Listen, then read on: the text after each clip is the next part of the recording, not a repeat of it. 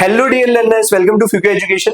तो आज के हम इस सेशन में देखने वाले हैं चैप्टर नंबर 14 प्रोबेबिलिटी के शॉर्ट आंसर क्वेश्चन जो आपके 2 मार्क्स में पूछे जाते हैं। तो चलिए शुरू करते हैं। Moving to the first question. पहला क्वेश्चन क्या बोलता है? A bag contains a red ball, a blue ball and a yellow ball, all the balls being of same colour. Kritika takes out a ball from the bag without looking into it. ठीक है, उसने बिना देखे एक ball निकाली। What is the probability that she took out a yellow ball? ठीक है, एक बैग में कितनी थी? एक रेड, एक ब्लू, एक येलो बॉल थी। ठीक है, क्या प्रोबेबिलिटी होगी कि येलो बॉल आ जाए? प्रोबेबिलिटी हमेशा किसी भी इवेंट की क्या होती है? Favourable upon total outcome. Favourable upon total outcome. ठीक है, तो पहला पार्ट आपका बोलता है कि प्रोबेबिलिटी कि वो येलो बॉल आएगी इज इक्वल्स टू फेवरेबल कितने हैं? येलो एक, टोटल कितनी है? 3। ठीक है, दूसरा प्रोबेबिलिटी कि वो रेड बॉल आ जाए, वो रेड बॉल आ जाए, रेड कितनी थी? 1/3। प्रोबेबिलिटी कि वो ब्लू बॉल आ जाए, प्रोबेबिलिटी कि वो ब्लू बॉल आ जाए, ये भी होगी 1/3। Favourable upon total. ये देखो, ये इस पूरे इवेंट के बैग में से बॉल निकालने के सारे एलिमेंट्री इवेंट है। जब आप इनको सम करोगे तो 3/3 1 आ जाएगा। तो एलिमेंट्री इवेंट्स का सम हमेशा 1 होता है। ठीक है, तो उम्मीद करता हूं ये बेस बनाना था, इसलिए क्वेश्चन रखना पड़ा कि प्रोबेबिलिटी में आपको करना बस यही है। ठीक है, अब चलिए देखते हैं कि क्वेश्चन पूछता कैसे हो। Moving to the next question. One card is drawn from a well shuffled deck of 52 cards. Calculate the probability that the card will be an ace. ठीक है, एस होगा। ठीक है, अब 52 कार्ड्स में अगर रेड और ब्लैक करूं मैं 26 और इसमें भी फिर 13।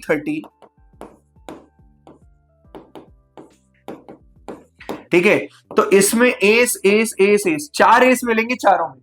ठीक है, तो टोटल एस कितने हो जाएंगे मेरे पास? ठीक है, तो पहले में पूछ रहा है वेल शफल डेक में प्रोबेबिलिटी की एक एस आ जाए, कितने हो जाएंगे? 4। टोटल कितने में से? 52 में से। तो ये हो जाएगा 1/13। ये कितना हो जाएगा? 1/13। ठीक है, तो उम्मीद करता हूं ये आपको पूरा पूरा समझ में आया होगा। चलिए सेकंड देखते हैं अपन। सेकंड क्या बोलते हैं? Not ace. अब प्रोबेबिलिटी ऑफ एस नहीं हो मतलब ace bar, not ace 1 minus probability of ace हो सकता है।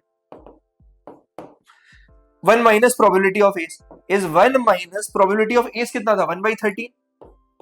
तो 13 माइनस 1 which is equal to 12 upon 30 will be the probability of getting not ace.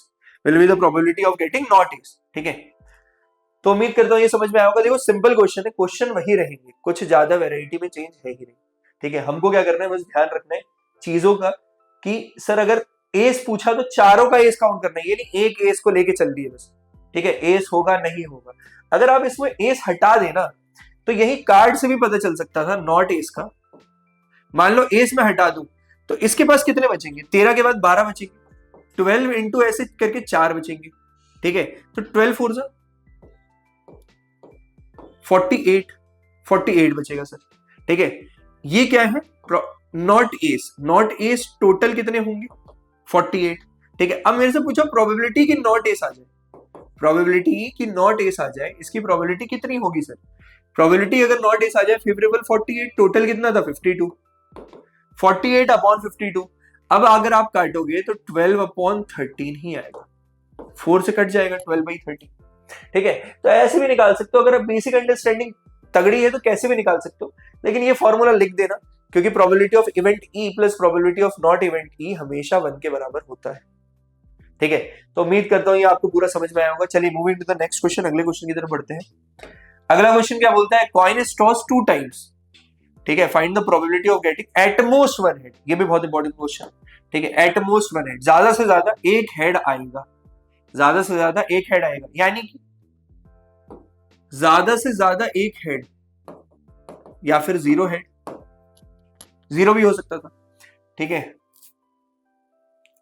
अब ध्यान से देखना, अगर मैं एक कॉइन को 2 बार टॉस करता हूं तो सैंपल स्पेस क्या बनेगा मेरा?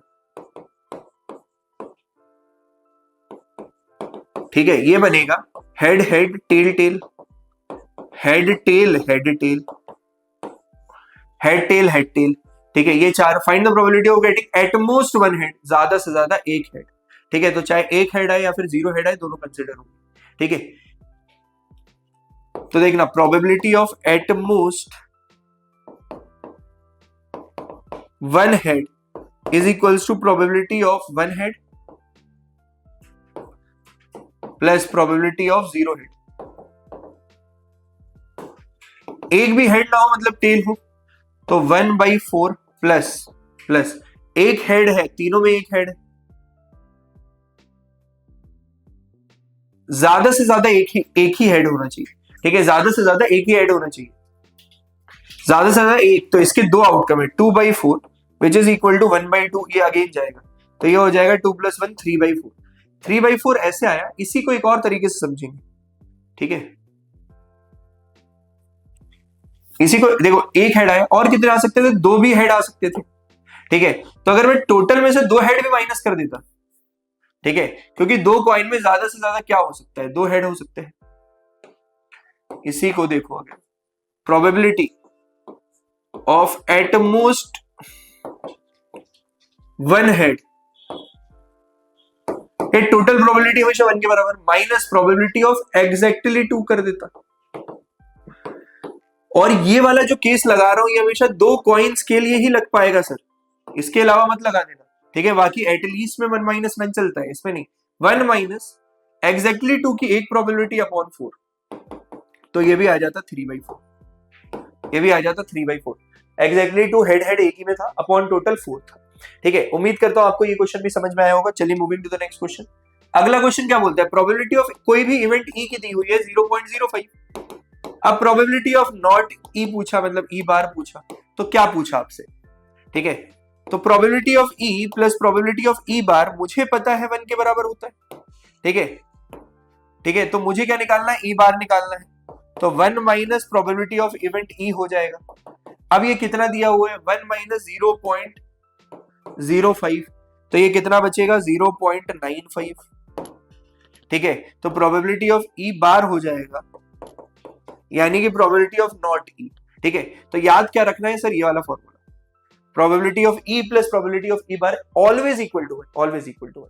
ठीक है, तो उम्मीद करता हूं ये भी समझ में आया होगा।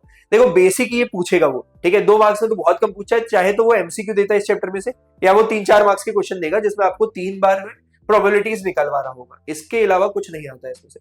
ठीक है, बहुत सिंपल चैप्टर। लास्ट के 2 चैप्टर ऐसे हैं जिसको बस आपको करना है, एक बार करना है और जाके वहां कर लेना है। ठीक है, इसमें ज्यादा कुछ ना हार्ड एंड टफ है, बस आपको स्टैटिस्टिक्स में तो तभी ये करना रहता था कि आपको पूरी मेथोडोलॉजी जाननी पड़ रही, इसमें तो वो भी नहीं करना है, सिर्फ फेवरेबल अपॉन टोटल। ठीक है, बहुत कम वेटेज का टॉपिक है, ज्यादा पूछता भी नहीं है इसमें से। ठीक है, तो इसी के साथ हमारा शॉर्ट आंसर वीडियो भी खत्म होता है। ठीक है, अगर आप एमसीक्यू वाला पूरा देखा है और ये वाला पूरा देखा है तो बहुत छोटा चैप्टर है, छोड़ के लोग चले जाते हैं, छोड़ के जाना ही नहीं है। ठीक है, क्योंकि बहुत कम वेटेज में आता है। अरे भाई, कम वेटेज में भी आ रहा है तो आपके यही कुछ चैप्टर है जो आपके मार्क्स बढ़ाएंगे। ठीक है, यही कुछ चैप्टर है जो आपके मार्क्स बढ़ाएंगे। ठीक है, तो आपको पूरा करके जाना है, इससे बाहर से कुछ नहीं आएगा। बहुत सिंपल टॉपिक है, एक बार समझना है और आंसर कर देना। ठीक है, तो अगर आपने स्टार्टिंग से एंड तक देखा है तो कहीं कोई दिक्कत नहीं आएगी। ठीक है, सेशन कैसा लगा please let me know in the comment section. ठीक है, and don't forget to like and subscribe फ्यूके education for more such videos.